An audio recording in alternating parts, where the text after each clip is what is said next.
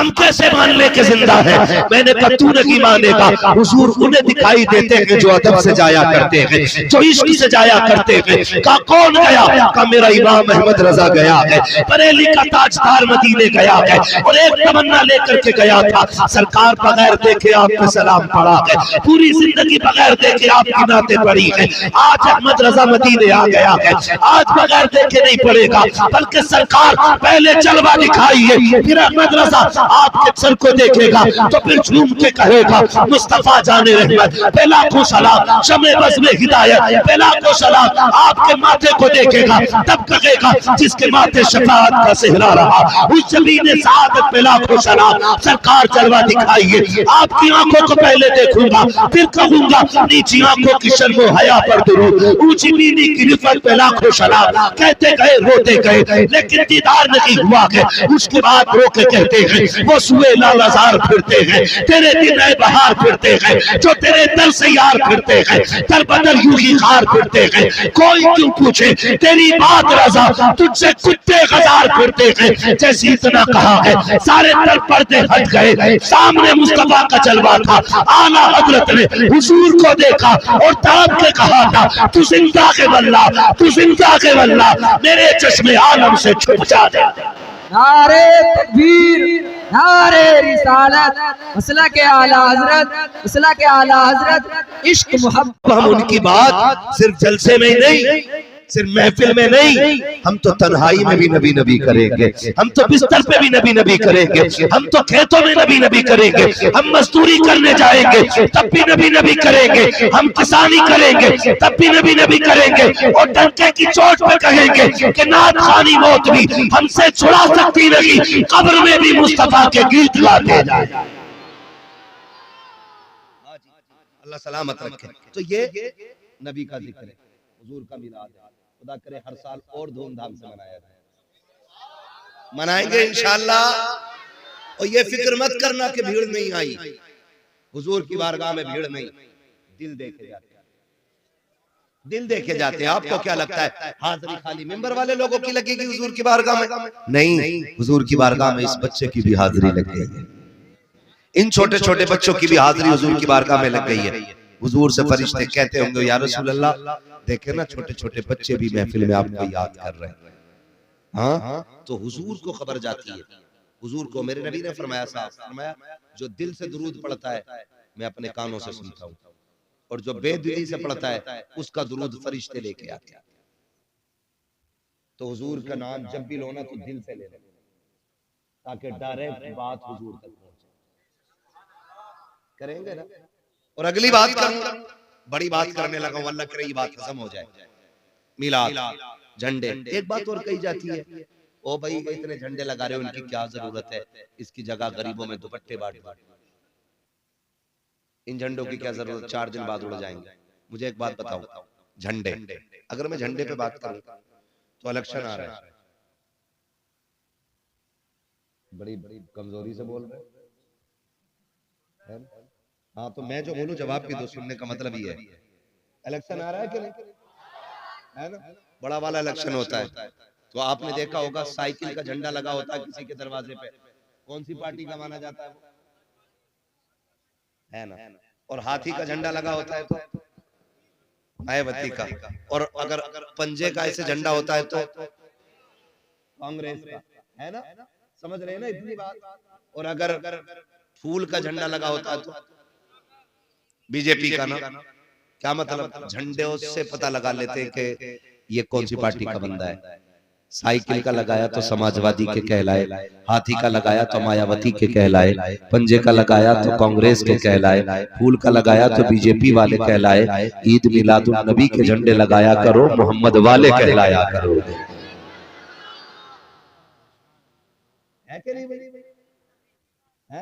ईद मिलादुन नबी का झंडा लगाओ तो हुजूर वाले कहे जाओ, तो फिर झंडे पे झगड़ा कर, नहीं नहीं नहीं, इसकी जगह दुपट्टे बांट देते। मैंने कहा हम बरेली वाले लोग हैं, तुझसे किसने कह दिया हम बेटियों के दुपट्टे उतार के झंडे बनाते हैं, या जो झंडे लगाते हैं उनकी बेटियों पे दुपट्टे नहीं होते हैं। हम बरेलवी लोग हैं, हमारा हजरत वाले लोग हैं। जा गरीब बेटियों के नाम लिख के लेके आ, खुदा की कसम खा के कहते हैं जब 12वीं का चांद निकलेगा हम गरीबों में दुपट्टे भी बांटेंगे, झंडे भी लगाएंगे और ये कहेंगे खुदा की कसम ये झंडा भी मदीने वाले के सदके में है और बेटियों का दुपट्टा भी मदीने वाले के।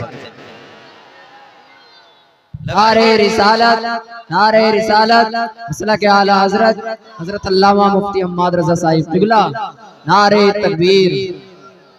यार जब हर पार्टी का एक झंडा हो सकता है तो मेरे हुजूर का झंडा नहीं होगा? होना चाहिए कि नहीं? क्यों नहीं होना चाहिए भाई? बिला वजह में शोर, झंडा नहीं लगा, झंडा हम लगाएंगे, हम झंडा लगाएंगे। और ये बिदअत नहीं है, ये शिरक नहीं है, ये जिब्रील अमीन की सुन्नत है। जिब्रील अमीन की सुन्नत है। और याद रखिएगा जो हुजूर की विलादत का जश्न मनाता है ना, जो उनकी विलादत का जश्न मनाता है, हुजूर उस पे खास तवज्जो फरमाया करते हैं।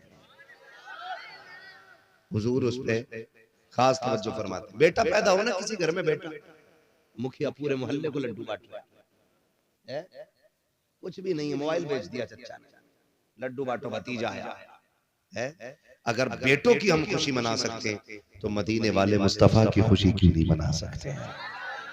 यही तो मसला है। फिर कहते नहीं नहीं नहीं, इस दिन तो इंतकाल हुआ था हुजूर का, 12 वफात। ये जो जुमले बोले जाते हैं ना, ये वहाबियों के दिया हुआ जुमला है। 12 वफात, वफात मींस मौत। वो ये अजबर कराना चाहते हैं कि 12 तारीख को हुजूर का विसाल हुआ है। मैंने कहा चलो मान लिया कि 12 तारीख को हुजूर का विसाल हुआ, मान लिया, लेकिन मिलाद हम फिर भी मनाएंगे। कहता क्यों? उस दिन तो गम का दिन है, सहाबा रो रो के निडाल थे। मैंने कहा मेरे हुजूर फरमाते हयाती खैरुल लकुम व ममाती खैरुल लकुम, मेरा आना भी तुम्हारे लिए बेहतर, मेरा जाना भी तुम्हारे लिए बेहतर है। हाय हाय हाय, कितनी अच्छी आपने दाद दी है। कसम से कह रहा हूं, हमारी थकन मुर्गे मुसल्लम और बकरों शकरों से नहीं उतरती, हमारी थकन तो आप लोगों की सुभान अल्लाह से उतर जाया करती है ना।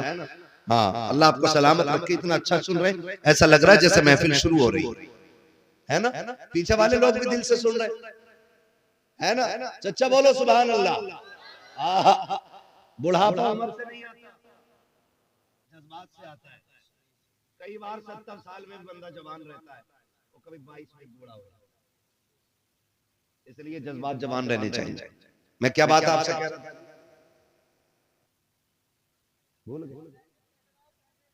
भूल गए आप लोग? नहीं ना, मैंने क्या कहा था? सलामत में दे। ये 12 वफात कहलवाया जाता है, 12 वफात, ठीक है। इसलिए ताकि हमें ये अजबर करा दिया जाए कि हुजूर मर गए। गम उसका होता जो मर जाए, हमारा नबी जिंदा है।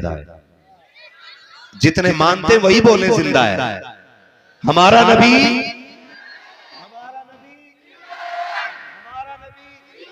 का जिंदा होते तो दिखते ना। तो मैंने दिखते हैं ना, तो कह रहा मैं तो 5 महीने से उनके रोजे पे ड्यूटी कर रहा हूं, मैंने आज तक नहीं देखे। मैंने कहा 40 काफिर खड़े थे हुजूर की चौखट पे हिजरत की रात, और सरकार उनके सामने से निकल के गए। जब 40 को दिखाई न दिए दरवाजे से गुजरते हुए, तो 4 को क्या नजर आए? काफिर देखा किसने? हम कैसे मान ले के जिंदा है? मैंने कहा तू नहीं मानेगा। हुजूर उन्हें दिखाई देते हैं जो अदब से जाया करते हैं, जो इश्क से जाया करते हैं। का कौन गया? का मेरा इमाम अहमद रजा गया है, बरेली का ताजदार मदीने गया है, और एक तमन्ना लेकर के गया था, सरकार बगैर देखे आपके सलाम पढ़ा है, पूरी जिंदगी बगैर देखे आपकी नाते पढ़ी है।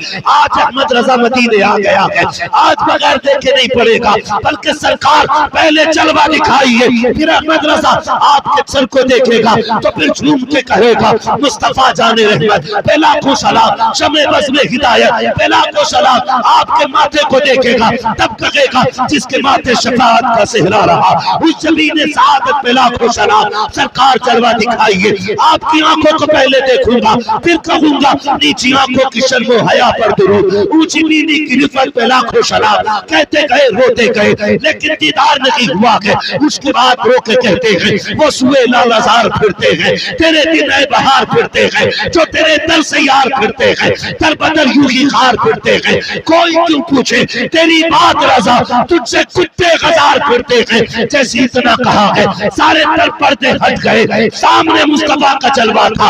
आला हजरत ने हुजूर को देखा और तड़प के कहा था तू जिंदा के वल्ला, तू जिंदा के वल्ला, मेरे चश्मे आलम से छुप जा दे। नारे तकबीर, नारे रिसालत, मसला के आला हजरत, मसला के आला हजरत। इश्क मोहब्बत, इश्क मोहब्बत, इश्क मोहब्बत, इश्क मोहब्बत। नारे तकबीर, नारे रिसालत। बेशक सुभान अल्लाह। तैयार है भाई, है ना? कमेटी वाले हाथ उठा दे, कितने बैठे कमेटी वाले? वाह वाह, सलामत। खुदा करे आज ये जलसे की कमेटी वाले करा रहे, कहलाए रहे जा रहे हैं, कयामत में हुजूर वाले कहे जाते रहे। ये नेक काम करते रहना चाहिए। खुदा आपको सलामत रखे, ठीक है ना? मैं क्या कह रहा था अभी आपसे, हुजूर उन्हें दिखाई देते जो इश्क के साथ मदीने जाते हैं। यहाँ पे कुछ लोग हैं जो मदीने घूम आए हैं, कुछ लोग इस महफिल में है ना? हाँ, खुदा आपको सलामत रखे। मैं हाँ, ये मेरी तकरीर ही का हिस्सा जो मैंने सवाल किया है। जिन्होंने नहीं देखा अल्लाह उन्हें एक बार हुजूर का मदीना दिखाए, एक बार जरूर दिखा। और ये नहीं कि खाली आला हज़रत ने देखा, खाली आला हज़रत ने नहीं देखा। कितने आशिक ऐसे हैं कि गरीब गए हैं और हुजूर का दीदार करके लौटे, हुजूर का दीदार करके लौटे। ये दिल होना चाहिए। दिल आपका जब इश्क का नगीना होगा ना तो फिर सामने हुजूर का जलवा होता है ना? सामने हुजूर का। मुझे वो बात याद आ गई, ये बता दूं आपको। एक साहब हज करके आए, बड़े गरीब बंदे थे, बहुत गरीब थे। जब से वो हज करके लौटे ना, बूढ़े आदमी थे, बुजुर्ग थे, कोई काम करते थे मजदूरी का। जब आए ना हज करके वापस तो आंखें बंद रखते थे, खोलते ही नहीं थे, बहुत कम आंखें खोलते थे। फुर्सत मिलती आंखें बंद कर लेते। किसी ने कहा चाचा जब से लौटे हो ना हज से, आंखें बंद क्यों रखते हो? तो उन्होंने कहा था एक राज है इसमें, एक राज है इसमें। बेटे यहाँ जो कुर्सी ले लो, तुम तकरीर करो, हम सुनेंगे। आ जाओ, बस करें भाई, बस ठीक है। मुझे बोलने दे जरा, आप ना कहीं कुछ मैं क्या लूंगा, मेरे भाई हैं ये, कोई बात नहीं है। हाँ, कभी कभी चूक हो जाती है तो थोड़ा सा मीठे लफ्जों में, ज्यादा सख्त में नहीं, ठीक है? तवज्जो है ना? हाँ, मुझे पसीना आ रहा है, मैं इतनी मेहनत से बोल रहा हूँ, थोड़ा सा ख्याल करें इस पसीने की। खुदा आपको सलामत रखे। तो वो हज से लौटे ना तो आंखें बंद ही रखते थे। उनसे पूछा चाचा आपकी आंखें बंद रहती हैं, कभी खोलते हैं? बहुत कम खोलते हो। उन्होंने कहा इसमें राज है बेटे। कहा क्या राज है? कहा बड़े जमाने से तमन्ना थी हुजूर का मदीना देखने, लेकिन मैं बड़ा गरीब था। एक जमाना लग गया तैयारी करते करते, एक जमाने तक पैसा इकट्ठा किया और आखिरी पड़ाव में जिंदगी के हुजूर के मदीने में हाजिरी हो गई। कहा जब मैं हुजूर के रोजे पे पहुंचा मैं दीवाना था और बड़ी तड़प थी मेरे सीने में। कहा जब जालियां हुजूर के रोजे के सामने आई ना तो कहने लगे बेटे मैं अपने आप को रोक ना सका, मैंने दौड़ के हुजूर की जालियां पकड़ी। कहा वहां पे मुतव्वा खड़ा था, उसने ना मुझे पकड़ा और कहा शिर्क, हाजी शिर्क। उसने शिर्क कह के ना मुझे छुटाने की कोशिश की, लेकिन मैं कैसे छोड़ देता यार, पूरी जिंदगी की तड़प मेरे सीने में थी। कहा उसने पूरी ताकत लगा दी, मैंने नहीं छोड़ा। वो इधर खींचता था, मैं हुजूर की जाली पकड़े हुए था। कहा उसने फिर जोर से लाठी मारी मेरे हाथ पे। कहा जैसी लाठी लगी बूढ़ा था, दर्द बहुत तेज उठा, बर्दाश्त न कर सका, बेहोश होके गिर गया। उसने कहा जब मैं बेहोश होके गिरा ना तो इधर आंख लगी, उधर मैंने ख्वाब में हुजूर को देखना शुरू कर दिया था। जब लाठी लगी और मैं बेहोश होके गिरा ना तो मैं क्या देखता हूं, हुजूर बैठे और मैं बैठा हूं। जिस हाथ में लाठी लगी है ना हुजूर ने मेरा हाथ पकड़ रखा है और हाथ फेर के कह रहे दर्द हो रहा है, दर्द हो रहा है। मैंने कहा या रसूल अल्लाह, कितने दुख उठा के यहां तक पहुंचा हूं, ये तो कुछ भी नहीं है। कहते फिर हुजूर सीने से लगा के कहते दुख न कर, यार तक आने के लिए लाठियां खानी पड़ जाया करती है, महबूब तक आने के लिए तकलीफें उठानी पड़ जाती हैं। उसने कहा आज भी इसीलिए आंखें बंद करता हूं, काश फिर आंख बंद हो और फिर हुजूर ख्वाब में तशरीफ ले आया। तो ये ताल्लुकात दिल के होते हैं, दिल के होते हैं, जो हुजूर को जिंदा मानते हैं और ये अकीदा लेके जाते हैं, फिर हुजूर उन्हें ज़ियारत नसीब कराते हैं। हाँ, और बात की जाती बोले हुजूर को इल्म गैब नहीं, हुजूर को क्या पता है, हुजूर को क्या पता है। सारी बात छोड़ यार, हुजूर को तो उस शय का भी पता है जो उनके मदीने में है। ये बात भी लोग कहते हैं कि मदीने शरीफ की नियत से नहीं जाना चाहिए, हुजूर के रोजे की हाजिरी की नियत लेके जाना ये शिर्क है, ये वहां भी लोग कहते हैं। और मेरा इमाम कहता काबे का नाम तक न लिया, तैबा ही कहा। पूछा था हमसे जिसने कि नौजत किधर की है, हम तो अगर हज को भी जा रहे हैं तो मदीने ही बता रहे हैं, क्योंकि उसके तो फैल हज भी खुदा ने करा दिया है। असले मुराद हाजिरी उस पाक तक की है। तो हुजूर को हर उस शय की खबर है, हर शय की खबर है, क्योंकि हुजूर के मदीने से आज भी आवाज आती है, खंजर चले किसी पे तड़पते हैं हम अमीर, सारे जहां का दर्द हमारे जिगर में है, सारे जहां का दर्द हमारे जिगर में है। आज यहाँ बैठे हो ना, खेत में बैठे हो, हुजूर जानते हैं, मैं नहीं जानता आपके बाप का नाम क्या है, इन बच्चों के बाप का नाम क्या, ये किस खानदान से ताल्लुक रखते हैं, लेकिन अल्लाह की इज्जत की कसम हुजूर हर शख्स का नाम जानते हैं, हर शख्स के बाप का नाम जानते हैं, हर एक बच्चे के खानदान को जानते हैं, किसकी माँ कौन है ये भी हुजूर को पता है, किसका बाप कौन है ये भी हुजूर को पता। तभी बरेली से आवाज आती है और कोई गैब क्या, तुमसे लिहा हो भला, जब ना खुदा की छुपा तुम पे करोड़ों दुरूद सलाम।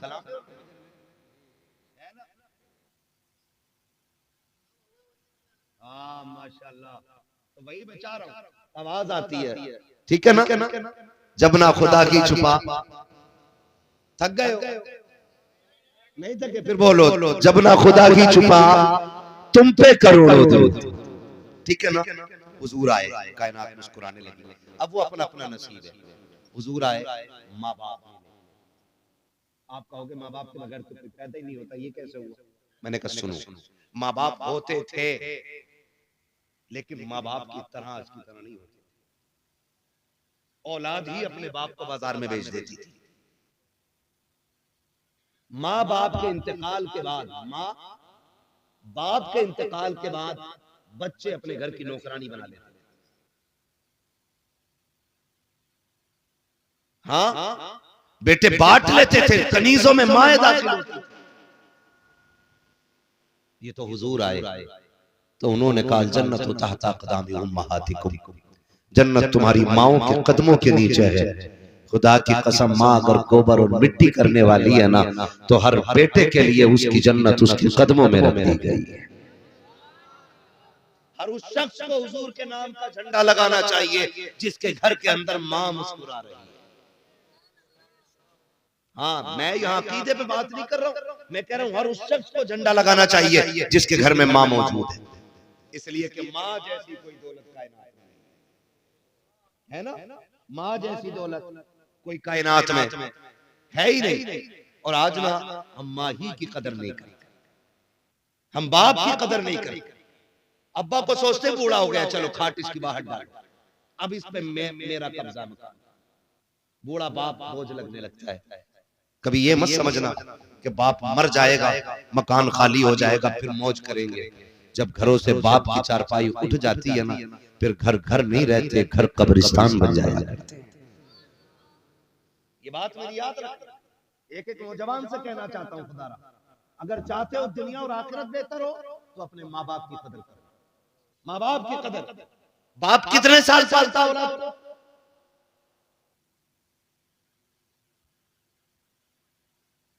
बोलो 25 साल कम से कम, है ना। 20 साल बाप पालता है, और यही बाप इस औलाद के कंधे पे जब आता है ना, तो इससे 2.5 साल नहीं पलता है। 2.5 साल इससे नहीं पलता है।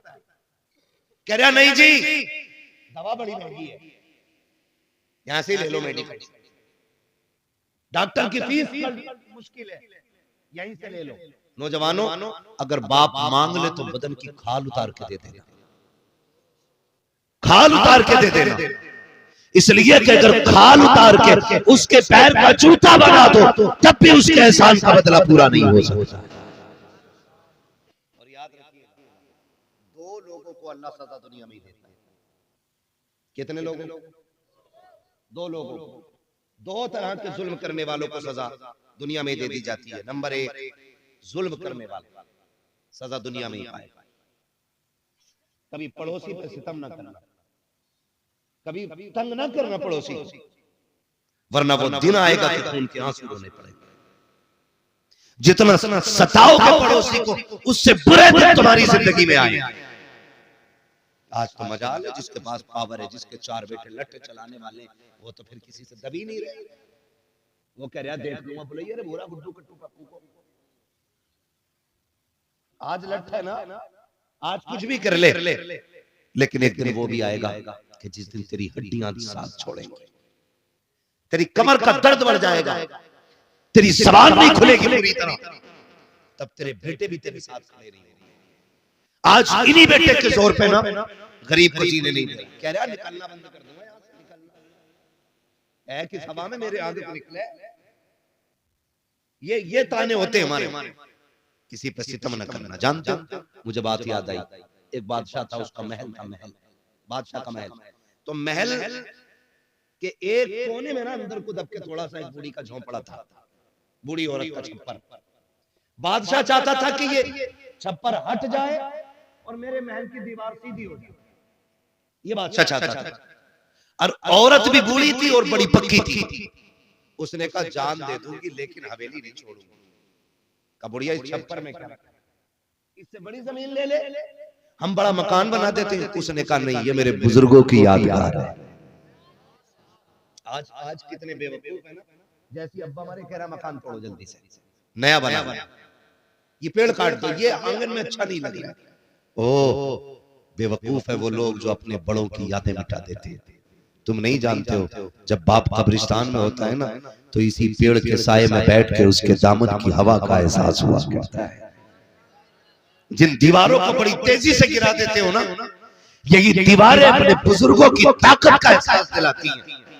इन्हीं हवेलियों को तोड़ने वाले पुराने लोगों की यादगार मिटाया ना करो, मिटाया ना करो।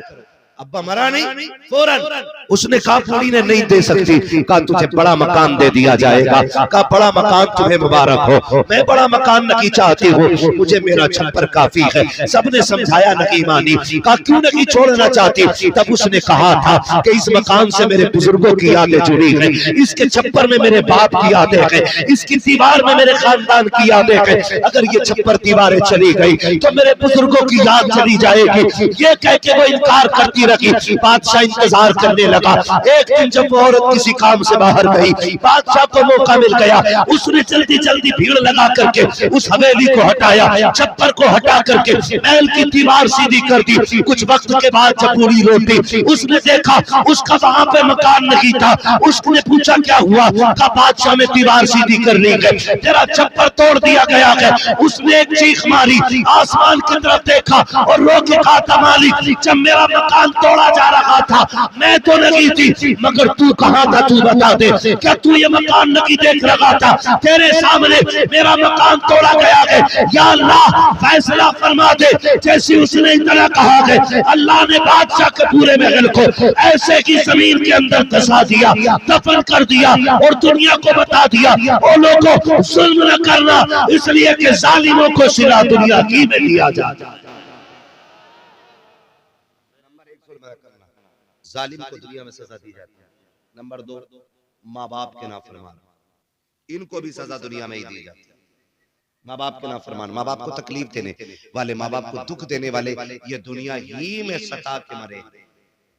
ऐसे नहीं हो सकता कि आपने बाप पे लट फेरा और अपने बेटे को आईपीएस बना के तुम समझते हो तुम मर्सिडीज में घूमोगे। वो दिन नहीं, वो दिन जब तक नहीं आएगा कि तुम्हारा बेटा तुम पे चप्पल बजाए, उससे पहले तुम्हें मौत नहीं आने वाली है। इसलिए नौजवानों से कहना चाहता हूं, माँ बाप की इज्जत करो, माँ बाप की कदर करो। ये सबसे बड़ी दौलत है, ये सबसे बड़ी दौलत है। आप जानते हो